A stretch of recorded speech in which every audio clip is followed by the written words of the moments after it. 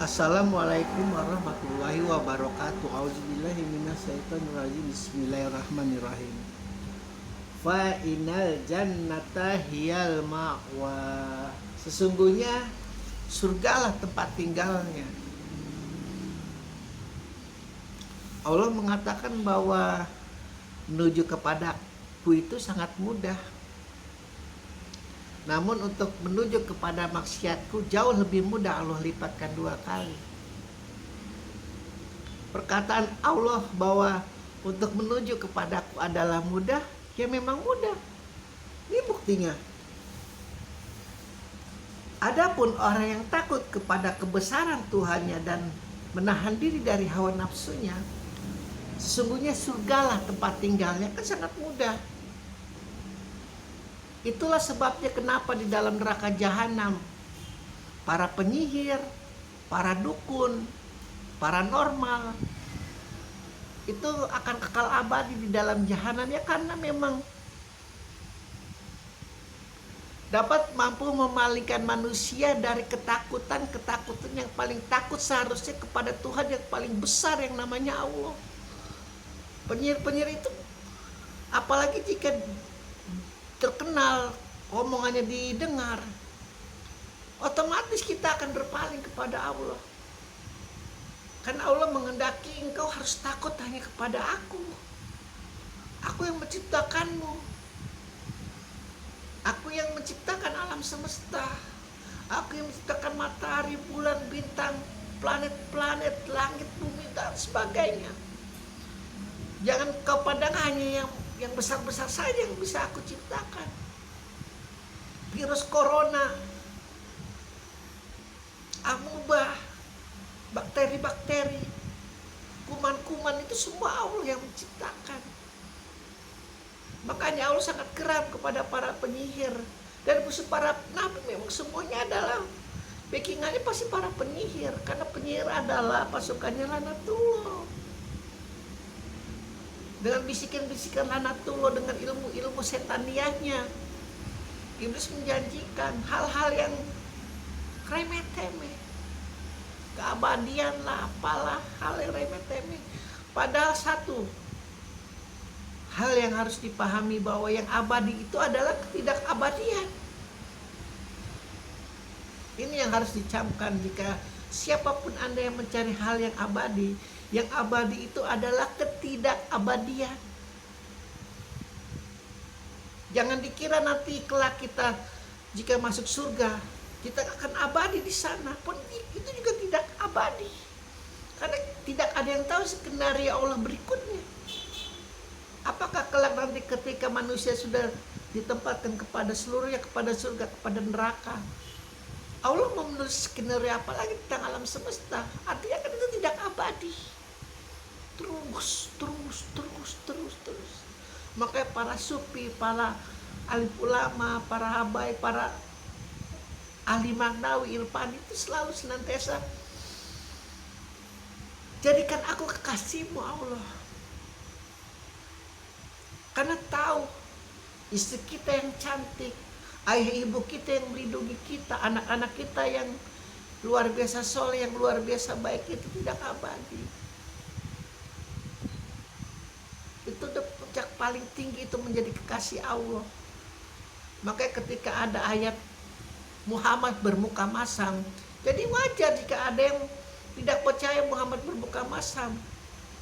Ini pasti sahabat yang namanya Abu Bakar. Karena ini pemahaman sendiri, logika sendiri. Nggak perlulah kita ngapain sih ngasih tahu Islam kepada cere-cere kaum miskin gelandangan. Ini langsung aja kepada raja.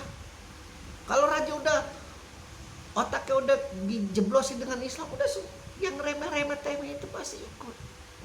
Apakah mungkin Muhammad berperilaku seperti itu dengan alasan lelah, capek atau apapun?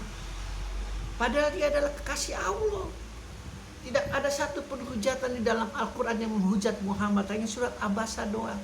Dan itu juga tidak diklaim seluruh umat Islam, hanya umat Sunni doang. Umat Syiah sama sekali tidak meyakini hal itu. Dan siapapun yang benar, sekali lagi, bukan hak kita. untuk mengkafirkan, membidakan, menyesatkan, menerakakan yang tidak sepaham dengan kita. Itu luar biasa. Luar biasanya Islam. Tidak mungkin kita akan sepaham satu gerbang, nggak mungkin. Karena ini agama yang besar, bukan agama ecek-ecek, abal-abal. Agama yang hanya bisa ditafsirkan dengan satu pemahaman saja, tidak. Sekarang siapa? Ahli ekonomi siapa? Teknokrat siapa? Pasti itu tidak bisa menyaingi Muhammad dalam menafsirkannya. Kebanyakan tafsiran yang luar biasa banyak itu pasti hanya satu. Adam Smith ya udah pasar bebas. Karena makin sudah komunisme dan yang lain sebagainya, aliran-aliran ekonomi. Tidak ecek-ecek. Ini adalah maha guru terakhir di mana Allah tidak akan berkata-kata lagi kepada manusia, karena Allah sudah percaya ini akal udah kuat lah, mat. Kau hadir. Orang sudah mampu menulis, orang sudah mampu menghafal. Raja-raja lalim sudah lewat masanya. Ini yang lalim-lalim ini kalau bisa kau tebas sajalah agar namaku besar. Karena untuk takut kepada seseorang kita harus kenal. Jadi ketika aku mengatakan orang kafir bisa masuk surga, ya karena mereka nggak kenal Allah, nggak ada yang mengenal Allah. Dan orang-orang yang katanya mengerti agama Islam, katanya masa zaman sekarang ada yang nggak mengenal Allah? Ya kau tinggal di Korea Utara sana. Kalau sekarang gini aja deh, engkau bercinta dengan orang Korea Utara di sana, anakmu kau tinggalkan 20 tahun, 25 tahun, atau ketika anakmu itu mau mampus baru kau datang. Kau kenal gak sama Muhammad? Kau kenal gak sama Allah? Gak bakal kenal. Karena pemimpinnya sudah sangat mengisolasi tentang agama. Dimana bahkan Kim Jong-un itu sudah seperti Tuhan di sana. Begitu. Jangan dikira bumi itu hanya Amerika, hanya Prancis, Jerman. Masih banyak negeri-negeri yang gak kita kenal. Dan belum tentu itu orang Islam mau berdakwah di sana. Orang Islam mampu berdakwah di sana. Karena ustadz mana yang bisa pergi ke Korea Utara, silakan berdakwah di sana kalau mau ditembak sama Kim Jong Un. Jadi jangan sepelekan. Allah tidak bisa menghukum. Kau benar gak kenal aku? Enggak. Tapi malaikat kan sudah aku ciptakan nih. Bagaimana catatannya? Bagus, ya sudah, mau gak mau masuk surga. Orang gak kenal Muhammad siapa, ayahnya siapa, kakeknya siapa, sahabatnya siapa. Gak bisa Allah ujuk-ujuk masukkan ke neraka padahal dia berbuat baik. Dia gak kenal Allah. Justru itu Allah mengatakan takut kepada kebesaran Tuhannya itu untuk yang mengenal dia dan mana mampu menahan hawa nafsunya. Nah, orang ini mampu menahan hawa nafsunya, tidak dikobar-kobarkan, tidak dimaksimalkan untuk bermaksiat.